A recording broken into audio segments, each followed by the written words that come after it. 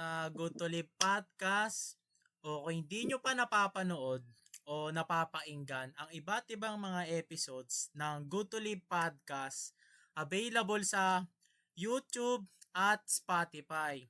At pati na rin sa ibang platform katulad ng Amazon Music, i-check nyo ang Good to Live Podcast. Makikita nyo dyan yung mga iba't ibang episodes. Hindi ko na patatagalin to. Meron akong special guest ngayon. He is an entrepreneur, John Carlo Gumawid. Hey! Sir John, maraming salamat po. Maraming salamat po na kasama ko po Maraming ngayon. salamat. Yun. Maraming salamat sa opportunity. Nice. Thank you po, Sir John. Maraming salamat po ulit. Ayun. Sir John, kamusta naman po kayo recently, Sir John? Yun, okay naman. Medyo nag-stick lang sa physical stores. Balik nila. Yan. Ano yung ano yung talagang mas tinututukan no pinagkakaabalahan nyo po ngayon, Sir John? Kaya lang mas tinututuwa coffee shop ko. Yung dalawa na yun. Kasi yung iba akong business na hawak, lahat naman yun may pre-order sa online purchase yung iba. Kaya dito sila gano'ng tinututuwan. Okay. So, kumbaga parang yun talaga yung mas priority nyo po ngayon, no, Sir John? So anyway, Sir John, Yes. sino ba si Giancarlo Gumawid?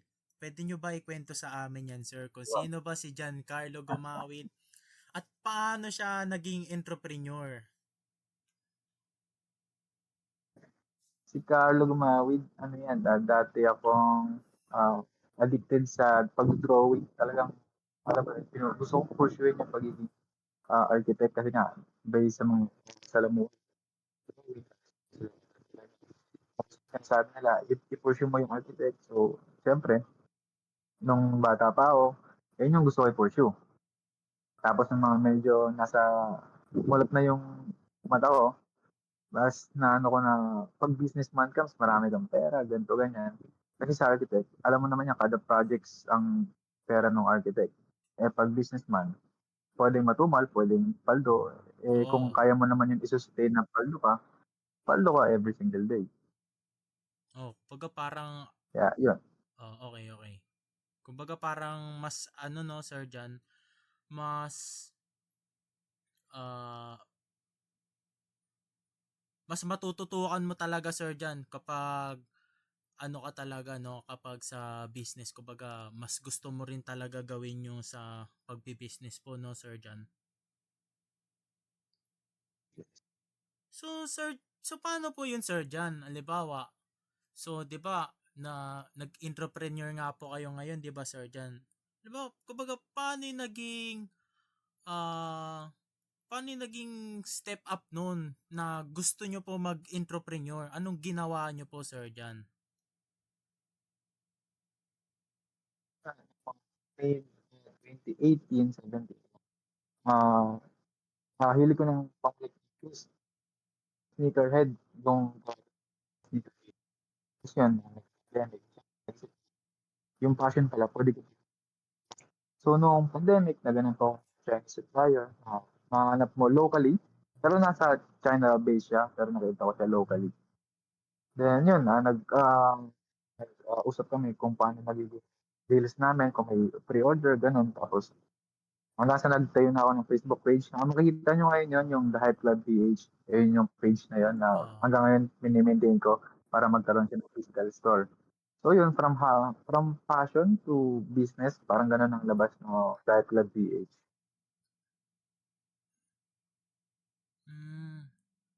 kumbaga, so Sir John, yung The Hype Club PH na which means na nabanggit nyo nga po, paano ano po yan? Kumbaga, ano yung naging storya po niyan nung ah, ginagampanan nyo po yung negosyo niyo na po? Anong background story po nung The High Club PH po, yung sneaker po? Ano pong pinanggalingan po niya? Ganun po. Nagsimula from ano yun, from sketch to, from sketch. So, yun, nung sa Chinese na supplier ko, merong website doon na full of sneakers, mga picture nila. Tapos, ang gagawin na lang namin is isi-save yun, then ipopost sa Facebook page, then kami na bahala. Kung ipopromote namin, Facebook ads, i-market, gano'n, kami na bahala doon. So, ang meron lang na ipoprovide yung Chinese na supplier is yung website na ngayon. Doon nga, tulad nga sabi ko, doon sa website, may mga shoes. Then, kami na bahala. Tapos, ah yun, every single day nagpo-post ako kasi mas ako yung gano'n na may nabibuild ka ng organic views. Tapos every single day ka nagpo-post para consistent posting para ma-hit nung algorithm ng Facebook page mo na yung algorithm ng Facebook page ma-hit yung tamang viewers ng Facebook page na pinupush mo. Yun nga, yung sneakers. Yun. Ayun, kumbaga tuloy-tuloy nyo rin po talaga yung ginagawa no nung yung tinatrabaho yung sneaker po, yung The High Club PH po. Yes, yes. Mm. So Sir John, sino ba yung nagtulak sa inyo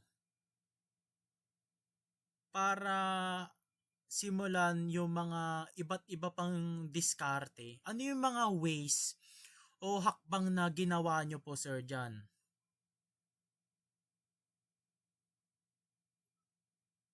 Kasi yung mga nag-push, actually wala. Ako lang mag-isa ang nag-push. Kaya nga, medyo nakaka-relate ako sa sinasabi ng iba na sobrang lonely sa top, gano'n. Ikaw lang mag-isa magpo-push sa sarili mo, ikaw lang magbibigay ng motivation sa sarili mo, ikaw magbo-boost sa sarili mo, ganito, ganito. Tapos sa klase ng diskarte, siguro pag may nakita ko ng, alam mo yun, yung may huge potential na product, ibibenta mo agad yan every single day, gano'n. Kung isipin mo, paano siya naging mabenta, gaano siya ka-demand sa tao, yun. Kaya maraming diskarte yan pwede sa iba't ibang tao, pero hindi yun para sa lahat. Ganda. Ang ganda naman nun, Sir John. Baga nagbitaw ka agad ng ano po dun, Sir John. Ya. So, yun. Kaya alam nyo, yung sa sinabi ni Sir John na hindi nga tama, hindi nga para sa lahat yung ganong ginagawa. Kumbaga, may certain na tao talaga na gagawa nun na katulad ni Sir John, at nabanggit ni Sir John na ayun, lonely din talaga sa task. Kasi kumbaga, tama yung sinabi ni Sir John na walang ibang magpupush sa atin kundi sarili lang din talaga natin. Hindi naman yung ibang taong gagawa nun para sa atin. Kumbaga, yung sarili din talaga natin, no, Sir John? Yes, yes, yes. Kaya ganda na ng ganda. Na early ano pa lang to, early stage pa lang ng tanong ko kay Sir John. Kumbaga, nagbitaw na agad ng gem si Sir John. Yun. Maraming maraming salamat po. So, paano mo ginagamit o minamaximize, Sir John, ang social media at online platform sa pag-promote ng yung mga negosyo, Sir John? Ano yung mga, baga, paano mo ginagawa yan yung may iba't iba ang mga diskarte, Sir John? Reading na siya, page, kailangan is yung time. Example, dun sa dot PH, meron lang ako maintaining oras at nag-post, share, go on Facebook. And then, another diskarte naman. Sabihin natin 3 hours of bagong diskarte. Then, ayan. Meron silang kada oras na dito, dito. Ah, kumbaga At pa, then, parang binabalance nyo rin po talaga yung pag ah, pag promote sa iba't ibang mga businesses nyo po, no, Sir John? yes, yes, yes. Ayun. So, kumbaga, Sir John, dahil nga The Hype Club PH, napansin ko o nakita ko po sir dyan sa mga ginagawa nyo po.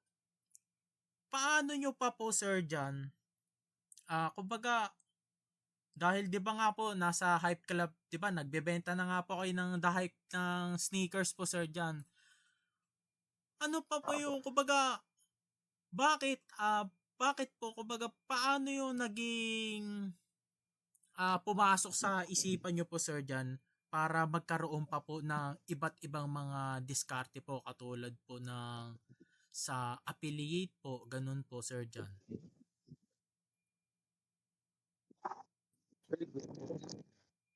Kasi sabihin natin fake or depende sa mga viewers mo kung yung The Hype Club PH, fake na ng 200K. So, nung nasa isip ko, kung itong page ko, na wala akong puhunan, kumita na ng 200K yan, what more pa na mag-expand ako, pero ibang niche naman. So, magtagtayo ako ng mga clothing, ng pang-affiliate marketing, ng pang-cafe, ng, ano ba ba, ng pang-fragrance, gano'n. So, malaki yung magiging chance ko na mas kaya kong kitan yung 200K na natapik ko sa The Hype Club PH. Kumbaga parang ano nyo rin po talaga no sir diyan. Kumbaga parang ano nga yun? Tuloy-tuloy nyo rin po talagang ginagawa yun. Kumbaga yun, talagang tatapikin nyo talaga po yun sir diyan dahil nga po sa iba't ibang businesses nyo po sir diyan. Sir Jan, Yes. nakita ko rin po kasi sir diyan. Ano po yung kumbaga paano ka po nag-a-adapt sa pagbabago ng market at industriya ng bawat diskarte na pinasok mo po sir diyan kasi 'di ba sa iba't ibang mga diskarte mo po sir diyan iba't ibang marketing po 'yan iba't ibang negosyo po paano ginawa nyo pong market sa mga 'yan anong ways o hakbang na ginawa nyo po. Yun. So, good question ulit. Ang ginagawa ko sa pag-market is ako yung kakaiba. So, makita mo sa ibang post ko, meron siya mga game changing, ito, ganyan. Gusto ko ako yung kakaiba. Unique yung pagka-market ko. Ayoko ng mga, kasi nakikita mo, no, normally sa Facebook, yung market nila is same lang. So, parang ang common na kung ganun lang din yung magiging pag-market ko, eh di parang wala lang din, nonsense. So dapat magkakaroon ako ng attention sa mga tao. Yung talagang makakapag-eye, sa mga mata nila. Na makakapag, uy, bago to, ganito, ganyan. Pero same product, pero bago yung pagka-market ko. Mas nagiging, mas nakaka-engage siya ng tao pag meron something na bakit nila kailangang puntahan yung page ko, yung post ko, ganito, ganyan. Ayun. Kumbaga, ayun. Maganda ulit yung Sir Jan Maganda ulit. Kumbaga sa sinabi ni Sir Jan na kailangan sa sinabi ni Sir Jan na sa ginawa ni Sir Jan na ipapakita ni Sir Jan na kailangan mag-stand out tong ginagawa ko. Kailangan unique yung ipapakita ko sa mga tao. Kumbaga, kailangan kakaiba ako sa mga tao. Ang ganda nun, Sir Jan. Ang ganda nung binitaw nyo pong Yes. yun para sa manonood o nakikinig ng podcast na sa manonood o makikinig ng podcast natin Sir Jan. So Sir Jan, ano po yung kumbaga dahil nga busy po kayo pag sa pagiging entrepreneur nyo po sa businesses nyo po Sir Jan.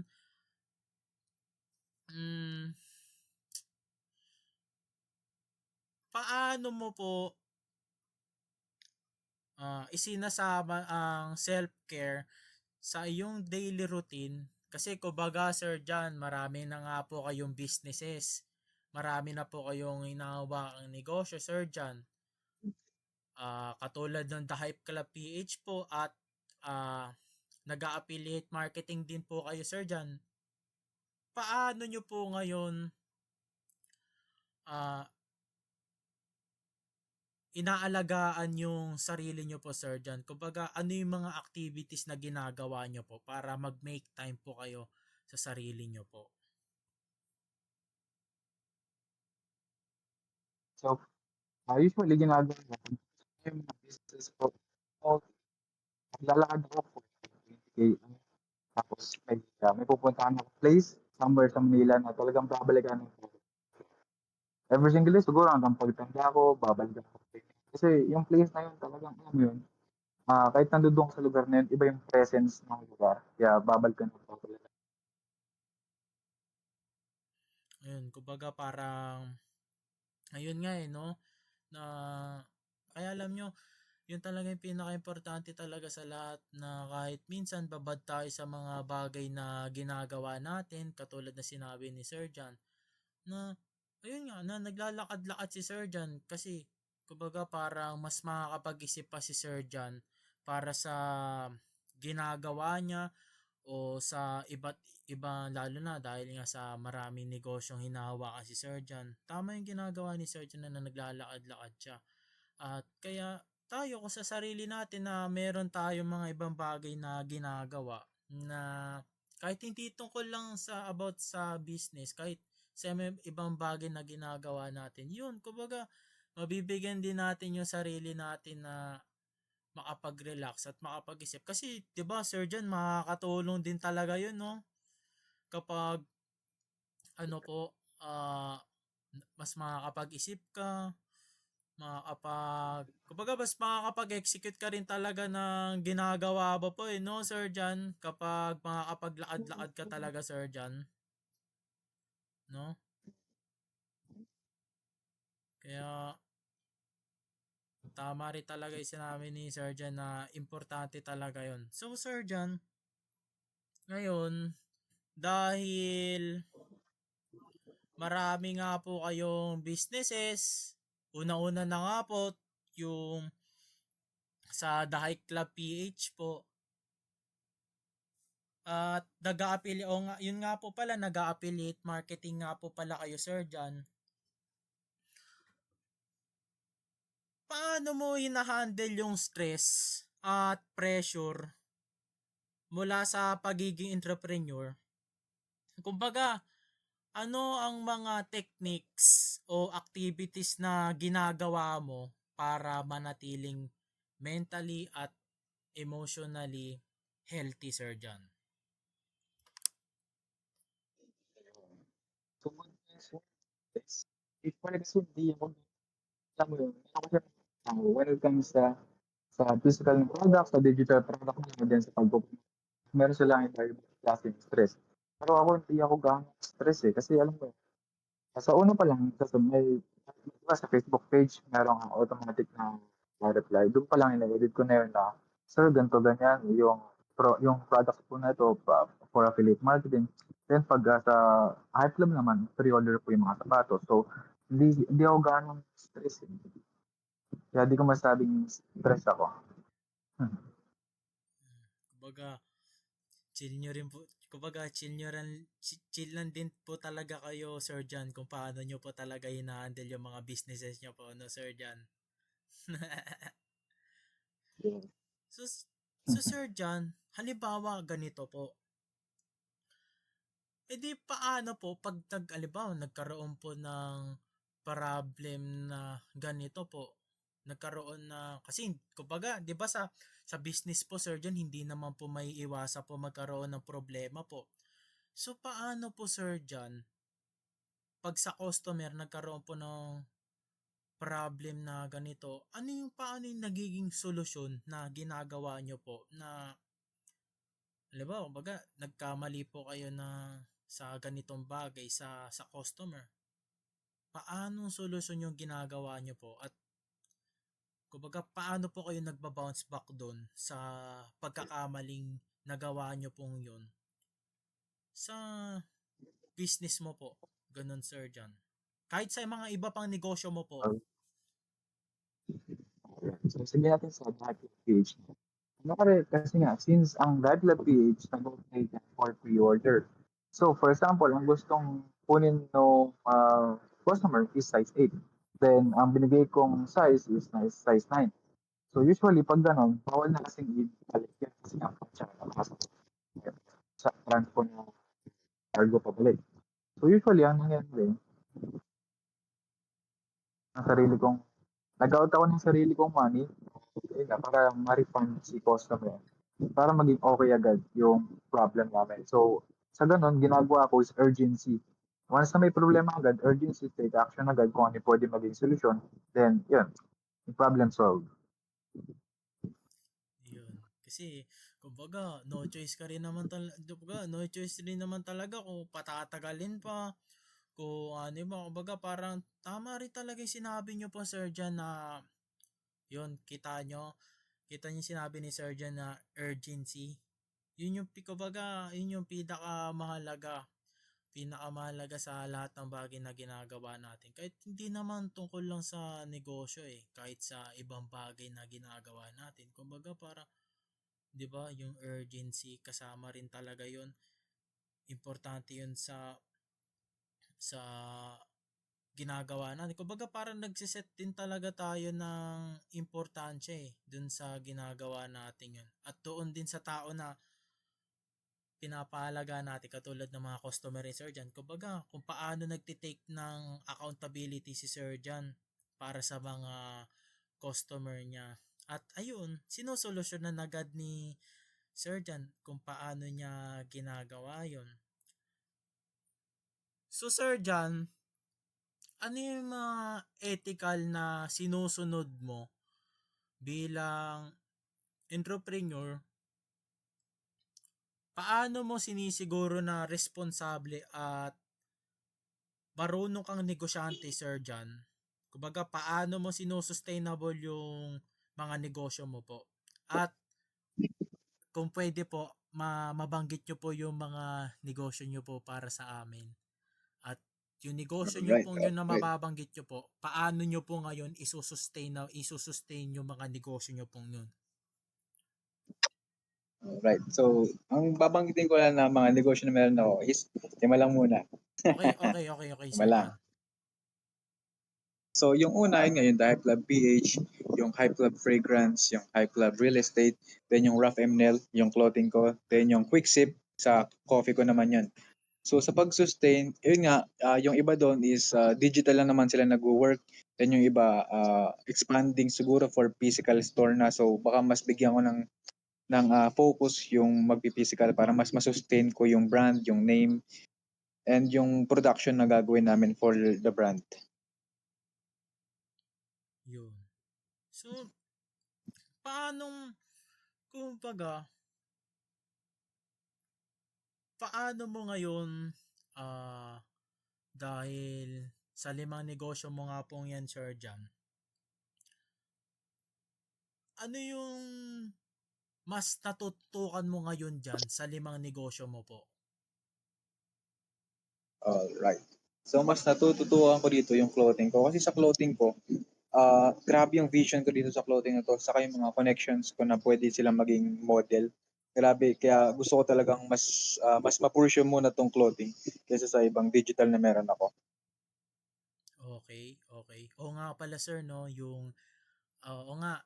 Kaya sa mga nanonood o nakikinig ng podcast na to, tangkilikin nyo yung clothing ni Sir Jan. Ano nga yun, Sir Jan? Rough Manila po yun, no? Rough MNL. Yeah, yes. Yun. Ang first release nun baka so yun, abangan nyo. Magre-release na yun for July. Oh, kaya abangan nyo i-release ni Sir Jan.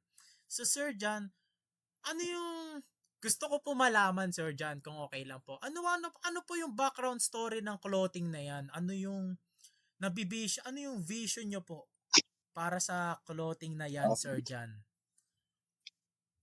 Actually, marami ng pinagdaanan tong clothing na to bago siya maging official na clothing. Siguro 2020 ang pa nag-start na gusto ko mag-create ng clothing. Pero that time, may mga business partners ako na ewan ko kung deep sila maintindihan na gusto ba nila makipag-partner or gusto nilang pumera with me na without struggles, parang ganun. Kaya di ko nakikita ng potential na tutulong sila. Kaya iniwan ko din sila. Tapos nung back in 2022, meron naman din ako naging business partner ulit.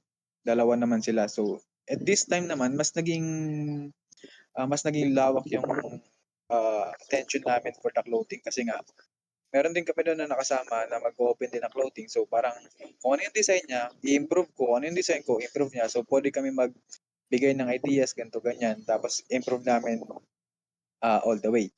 Then hindi rin nag-work yun kasi nga, alam mo naman, sa gantong edad, bata pa, medyo ang gusto Mm. nila is, ang gusto nila pumarty, ganun, ganda, ganyan. Oo, Sir So, John. hindi ako para doon. Hindi ako para doon. Umalis ako. So, isa na lang ako. 1 month. Kaya naging rough yung pangalan. Medyo magulo yung tawag ito, journey ng clothing, kaya rough yung pinangalan ko. Mm. Pero dati, may designs na ako for the old.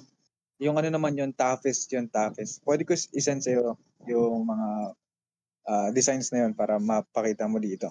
Toughest yun. Tapos ni-rebrand ko yun as Rough MNL. Then ito na yun, 1 man solo team. Sa July, lalabas na sa July. Abangan niyo yan. Abangan nyo yun. Kaya abangan nyo yung mga ilalabas si Yes. Sir John. So Sir John, dahil kumbaga, kita nyo, kumbaga, yung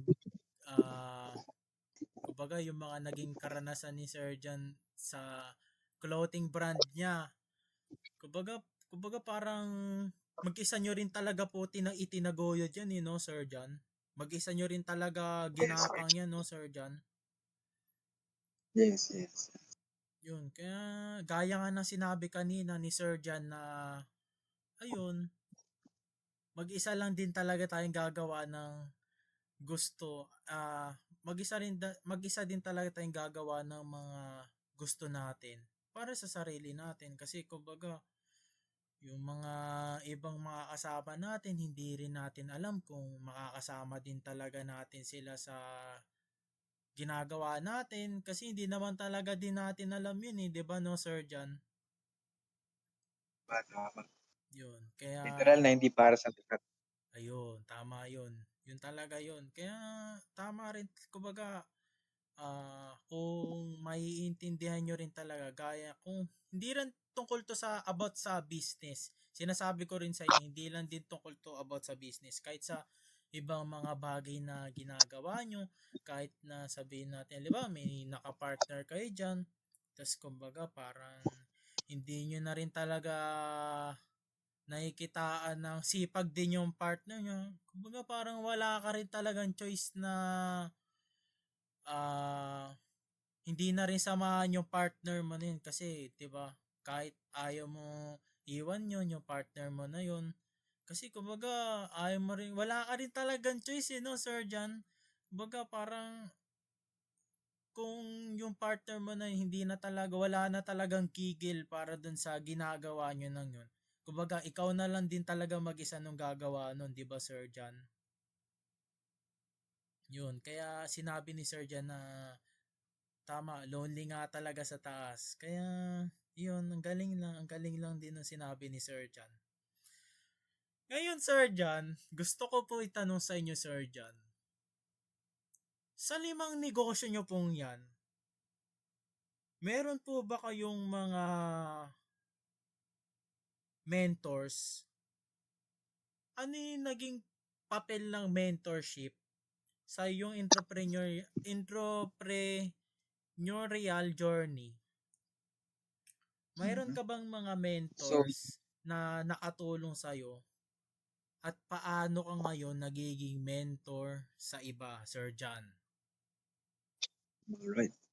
So, dun sa 5 businesses ko, actually wala akong mentors. Pero puwera sa isa, yung Hype Club Real Estate. Meron ako dun mentor. Actually, siya yung nagtuturo sa akin kung paano yung magiging execution, kung ano yung mga dapat kong i-post, kung paano yung caption, ganito, ganyan. Kung may mga simple tanong ako, kung may mahirap na tanong, paano mag-close deal, siyang nilalapitan ko for the Hype Club Real Estate. Yun. So, siya lang ang naging mentor ko sa lahat ng businesses na meron ako. Ayun. So, Sir John, sorry ko itatanong ko lang po, ilang years na po ba o kailan po naitatag ang The Hype Club Real Estate po? Alright, actually bago pa lang ako dito kaya di pa ako parang noob pa lang, mature, mga ganun. Pero yun nga, as how you adapt things naman, yung knowledge, kung paano mo siya mag-gain, mas madali mo siyang ma-execute. Ayun nga, tulad ng sabi ko, kakaiba yung market na gagawin ko, kaya game changing talaga kung paano ako magpo-post, kaya kakaiba. Yun. Kaya sa mga manonood o makikinig ng podcast na to, abangan nyo talaga yung mga ilalabas ni Sir John. Kaya, yun, solid lang din talaga. Kaya, alam nyo kung makikita nyo din talaga yung mga ginagawa nito ni Sir John. Mamamanga rin talaga kayo. Kaya, maski nga ako nakita ko yung mga ginagawa nito ni Sir John, namanga rin talaga ako. At, yun, about din sa sneakers. Di Sir John, dahil mahilig nga po kayo sa sneakers, Sir John, magpi-business din po ba kayo ng mga luxury style ng sapatos, Sir John? Luxury styles. Like Mga old money ito, di ba? mga loafer, ganun. Kaya meron tayong loafer, mga luxury brands, meron din tayo niyan. Ayun. Kumbaga, Yung mga classic vibe, luxury, depende, meron tayo niyan. Lahat meron. yun. Kumbaga, para ano rin talaga, no, Sir John? Kumbaga, kompleto nyo rin talagang gagawin yun, no, Sir John? So, Sir John, Yes, yes. dahil may isang mentor nga po kayo, Sir John, sa Hype Club Real Estate. Ngayon, Sir John, doon sa limang negosyo mo po or kahit sa iba pang negosyo mo po, naging mentor ka na rin po ba sa iba, Sir John? At kung naging mentor ka na rin po sa iba, Sir John, anong negosyo po ito, Sir John? Alright. So, naging mentor din ako. For a meanwhile lang to kasi di rin sila nagtagal. Di ko naman sila pwedeng masisi na bakit di nyo pinursue, ganito, ganyan. May iba pa silang gusto i-pursue. So, yun nga, mapagbigay naman akong beginner mentor siguro. So, naging mentor din ako sa Hype Lab PH sa sarili ko kasi may mga gusto ngang mag-resell. So, yun, binibigyan ko sila ng gems kung paano nila i-execute yung ganong idea, ganito, ganyan, paano nila i-market, saan nila i-post. Hanggang sa, yun nga, may mga iba na silang priorities. Hindi ko naman sila pwede masisi na bakit kayo umalis, malaki kaya nyo kitain dito. Kung doon naman sila masaya, then hayaan na natin sila doon yung masaya. Diba? At least nakatulong tayo for a meanwhile. Oo. Yun. Ayun. Kumbaga, sa sinabi ni Sir John na hindi rin naman natin pwede pilitin yung mga ibang tao na gusto sumama sa atin. Di ba, no, Sir John? Hindi rin natin sila mapipilit. Yes. Kumbaga, ang ginagawa ni Sir John, nag-aalok siya. Kumbaga, kung may mga gusto lang, yun lang yung mas pagtutunan lang din talaga ng pansin ni Sir John. So, Sir John, Actually, pwede kayo sumali sa free Telegram ko. Sa affiliate marketing naman siya. Pwede kayo sumali sa free Telegram. Meron tayong mentorship doon. Libre yon. ayun. Yun pala, dahil nabanggit nyo nga po ngayon yung tungkol sa affiliate marketing. Gusto ko po itanong sa inyo, Sir John. Sa affiliate marketing nyo po, Sir John, gaano nyo na po katagal ginagawa yan? Sa affiliate marketing, nasa 3 years na ako na nag-affiliate marketing. Yeah. Ano yung... So ngayon, Sir John, ano po yung background story niyan? Kumbaga, paano kayo pumasok yan sa affiliate marketing na yan? Anong ginawa nyo po sa una? Alright. Dahil, di ba nga, Sir John, sa una, di ba, curious po kayo niyan. Kumbaga, naririnig-rinig nyo lang po, ano yung naging mm, ano yung naging sign, sabihin na nating sign, or kumbaga ano yung naging move para pasukin yung affiliate marketing po, Sir John? Right. Good question. So, yung affiliate marketing, na-curious ako dahil sa pinsa ko kasi sa kanya ko lang din nalaman to. Pero, ang pinagkaiba na namin, hindi niya pinush yun.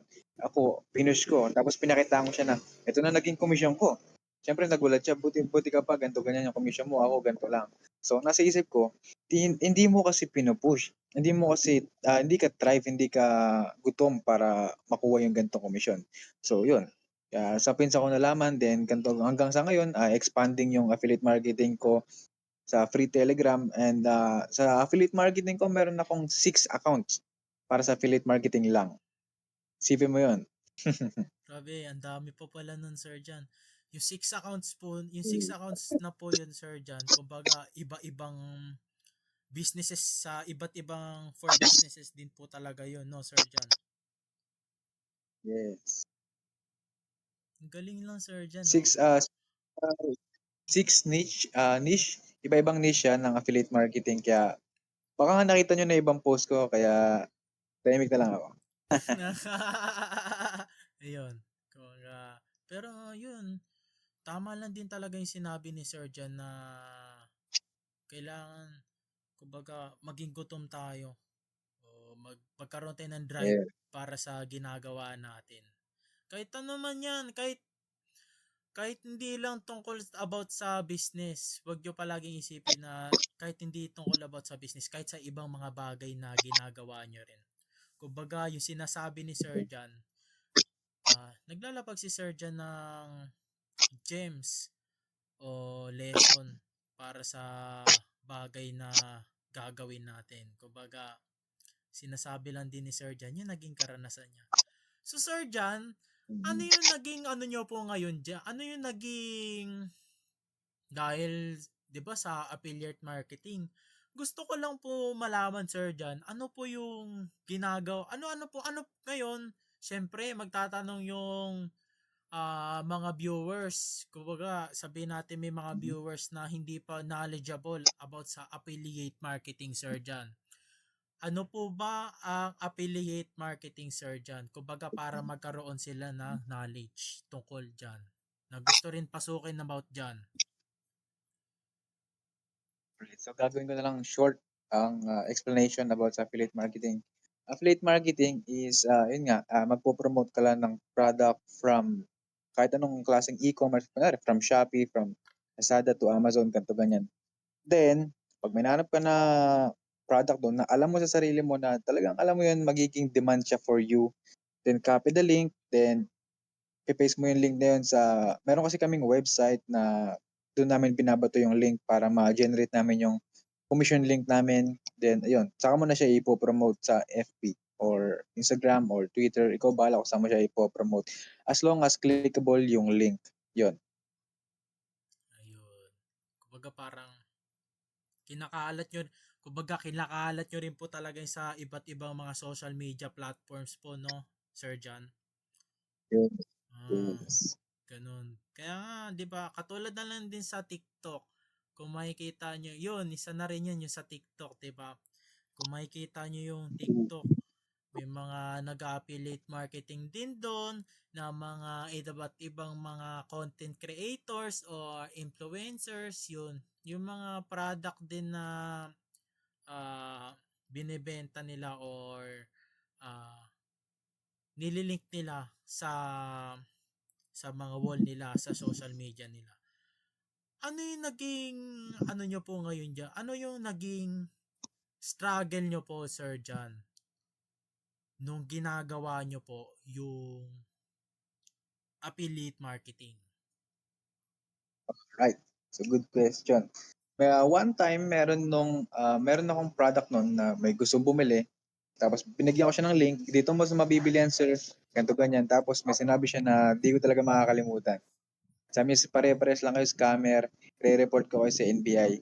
Then ako, syempre, alam mo naman, nasa tama ako, sasabihin ko, sige sir, kahit i-report niyo pa ako, ganito ganyan. Tapos noon, wala na.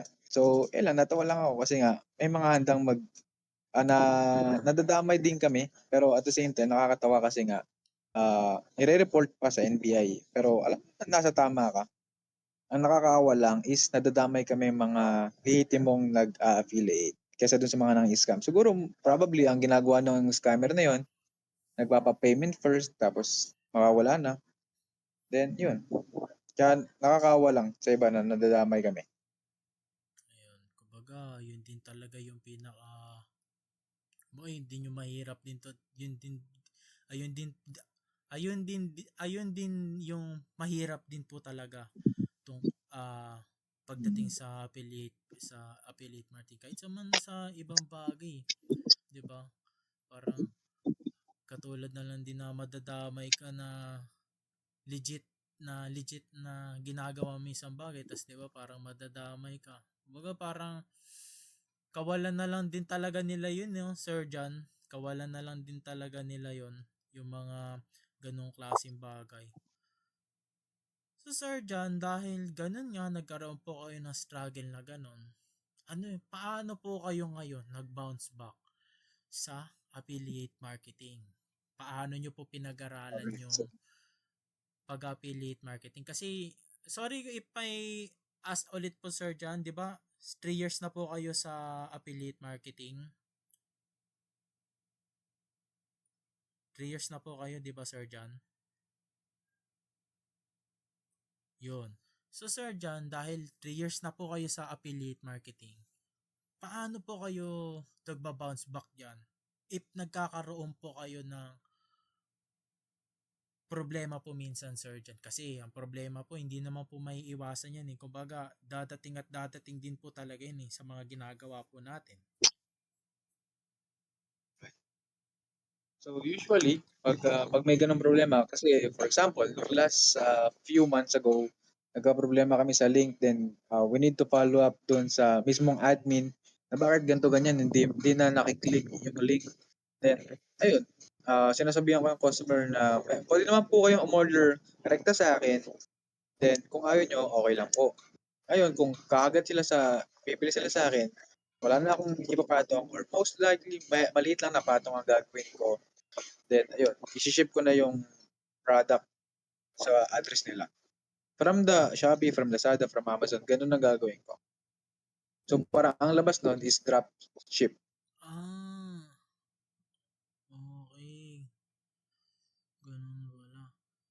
So Sir John, ano yung pinakamalaking pagsubok na hinarap mo sa pagkakaroon ng iba't ibang diskarte na ginawa nyo po, Sir John, at ngayon na hanggang ngayon sa mga 5 businesses na natututukan nyo po, at paano nyo po ito nilalampasan, Sir John? Alright. So, balik tayo sa High Club PH kasi doon most likely yung iba kong mabibigat na experience. So, ayun, sa High Club PH, meron akong isang supplier doon na nag-offer ng cash on delivery. So, mas transparent siya kaysa sa iba, mas madali siya. So yun, nung kinagat ko yung COD niya, nung mga first orders okay naman, pero nung medyo tumagal, medyo nagkakaproblema kami ewan ko kung sa courier kami nagkakaproblema or yung mga tao mismo ng courier. Kasi pwede ba sabihin yung courier o hindi? Kayo bahala po, Sir John. Go lang po. Okay. Sabihin natin tago natin sa pangalang LBC. Ayun. Andyan. So, nagkakaproblema kami pagdating na nung sapatos dito sa Pilipinas. Kasi one time meron yung ninakaw ewan ko kung driver or yung siguro yung kasama. Nagulat na lang kami, nag-attempt daw yung LBC na mag-deliver dun sa address ng customer which is wala namang dumarating. So, syempre, ang customer nako-confuse. At kami lang yung kaya nilang lapitan. So, syempre kami, di rin naman namin hawak yung pa-transpo yung LBC. So, nagpa-follow up kami through email nila, di naman sila sumasagot. So, wala kaming nagawa nun. Ang kailangan namin gawin is refund yung kalahati ng payment kasi nga nabigyan na namin yung ibang payment. So, abono kami. Kaya talo kami ng mga past months din sa Hype Lab. Then bounce back nung medyo lipat kami ng supplier. Mas pumaldo kami nung nag-iba kami ng supplier nung iniwan na namin yung may cash on delivery na supplier namin before. Pero sa ganung situation, win-win pa rin yun eh. Na-satisfy yung customer na magkaroon ng magandang sapatos, quality na sapatos. Then nagkaroon kami ng pera pang expand sa ibang business. Yun. So, dahil ganun nga po, Sir John, di ba, nagkaroon po kayong ng malaking pagsubok nga po dyan. So, sa ibang negosyo nyo po, ano yung ginawa nyo pa po sa ibang negosyo nyo po, Sir John? Na nagkaroon din ng pagsubok po bukod sa Hype Club PH po, which is sneakers nyo nga po, Sir John.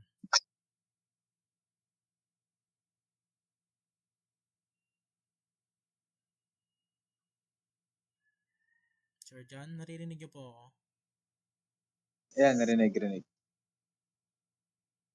Ah, Naririnig. yun nga, Sir John, dahil nga sa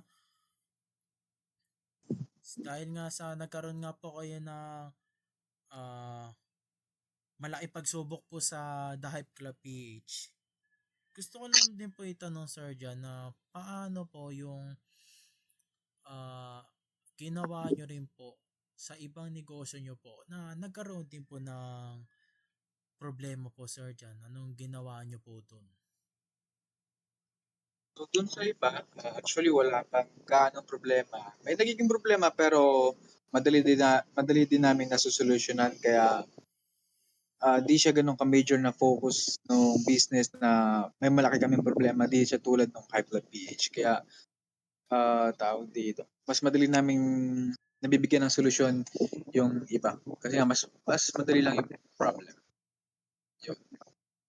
Ayun. Kumbaga, okay din talaga to si Sir. Kumbaga, ang ginagawa kasi din talaga ni Sir John.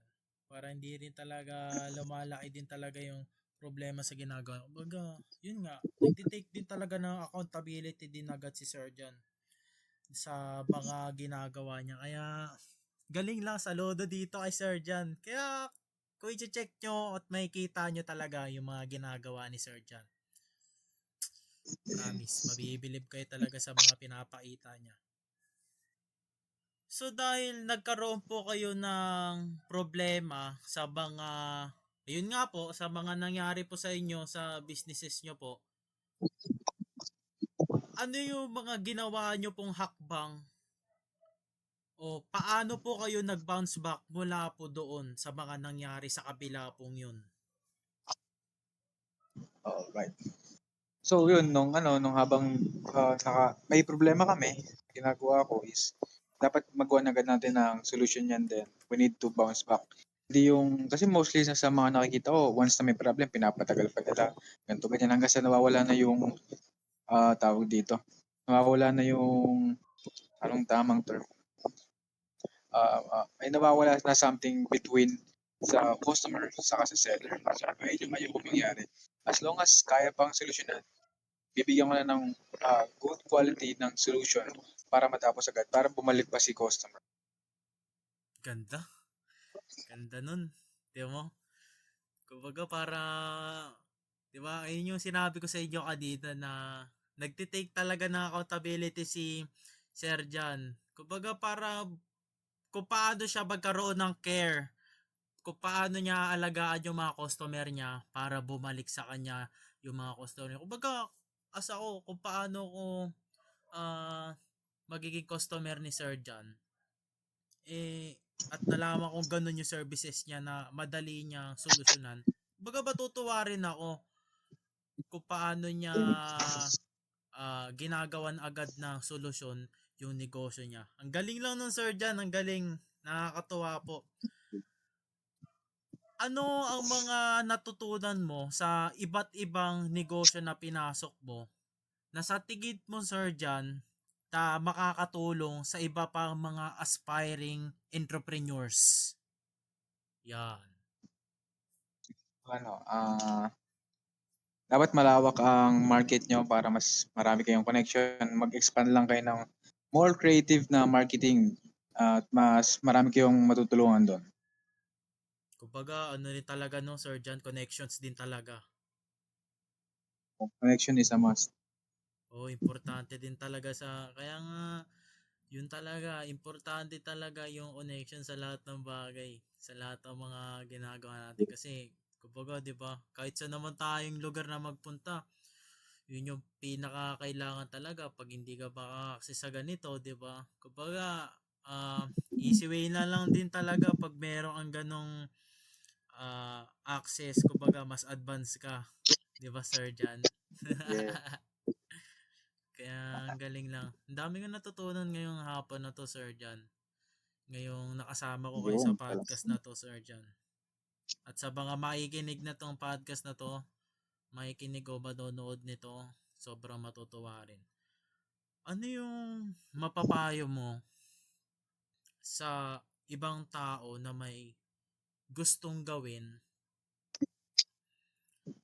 pero natatakot silang simulan? Kasi siyempre, Sir Jan, hindi naman may iwasan yun. Lalo't may mga ganong klaseng tao talaga na takot talaga sila simulan yung isang bagay.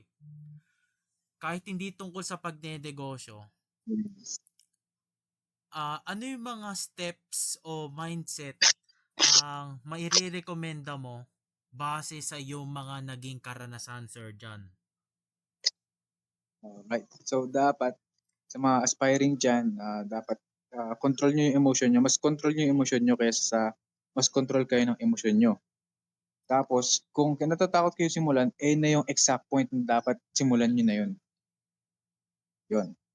Ayun. Yan. Dalawa lang naman yun eh. Walang yan. Enjoy now or suffer later. Suffer now and enjoy later. Yun lang yun. Ganda nun. Yun. Kaya, kumbaga, yun yung pinaka-importante talaga sa lahat na yun. Pagka, 'di ba? Importante rin talaga, Sir Jan, na malaman din talaga nila kung ano din talaga yung gusto nilang gawin, 'di ba, Sir Jan? Yes. Kasi 'di ba, merong iba rin talaga na may ginagawa sila, kumbaga parang hindi rin sila nagiging masaya doon, 'di ba, Sir Jan? Hindi rin sila komportable gawin yung isang bagay na yun. Kaya ayun, ang galing lang, galing. Sir Jan, ano ang vision mo para sa iyong pagiging entrepreneur pagdating ng panahon? Nakikita mo vision sa mga ginagawa mo dyan sa negosyo mo, Sir Jan? Right. So, ang vision na nakita ko is mas maraming physical store, mas expand na yung business sa ibang bansa. Parang M&LA gano'n. Then, mas marami na natutulungan sa Telegram group. Yun. Galing. Oh, di ba, Sir Jan? Para MNLA, worldwide na yun. Nakakatawa yun. Kaya, ayun. Kaya nga pala, yung MNLA kay Sir Frank Mendoza nga pala yun. Kung hindi nyo nga pala alam, siya yung owner or founder ng MNLA, which is clothing brand na parang international clothing na rin talaga yun eh, no, Sir Jan? Galing lang. Yun din talaga target ng Rough Manila, Sir Jan. Mismo, mismo, mismo. Last question, Sir Jan. Ano ang last message mo para sa mga manonood o makikinig ng podcast natin, Sir Jan? Alright. So, siguro Yung, masasabi ko sa inyo. kumbaga, mabibigay mong advice para Right. sa akin, para sa amin lahat na makikinig sa iyo ngayon. Sasabihin nyo po. Alright. So, ayun. So, siguro message na iwan ko is do what you can. Gawin nyo hindi nyo kaya. Ngayon, pag nandoon na kayo sa point na di nyo nga kaya gawin yun, doon na yung exactly dapat gawin yung bagay na yun para malaman nyo kung para doon pa talaga kayo o para hindi. Then, take the risk or lose the chance. Pag sumugal naman kayo, it's either win-win situation pa rin yun. Walang win or lose. Pag win, mayroon kang product na nabenta. Pag another win, meron kang experience na nag-gain. Yun. Basta, dapat enjoy nyo lang yung lonely journey papunta sa top. Yun lang. Ganda! Dami ko natutunan talaga sa inyo ngayong hapon na to. Ngayon, nakasama ko ngayon sa Good to Live Podcast. Sir John, maraming salamat po. O nga pala Sir John, baka gusto nyo po i-promote nyo po yung mga businesses nyo po. Kumbaga parang help din tong platform natin sir para sa businesses nyo po. Alright, so baka pwede pa-like ng The Hype Club PH, The Hype Club Fragrance, The Hype Club Real Estate, yung Rough MNL, then yung Quick Sip. And sali kayo sa free Telegram kung gusto nyo. Yon, message lang kayo kay Good to Live Podcast para i-share nyo yung Telegram. Alright. Sir John, thank you po. Sir John, maraming salamat po sa opportunity na kasama ko po kayo sa podcast na to, sa interview na to. Marami po akong natutunan po sa inyo. Maraming salamat po. Naglalakbay ako kahit saan na lang. Wala akong problema, di rin pwede lamanan. Sobra akong kalmado kahit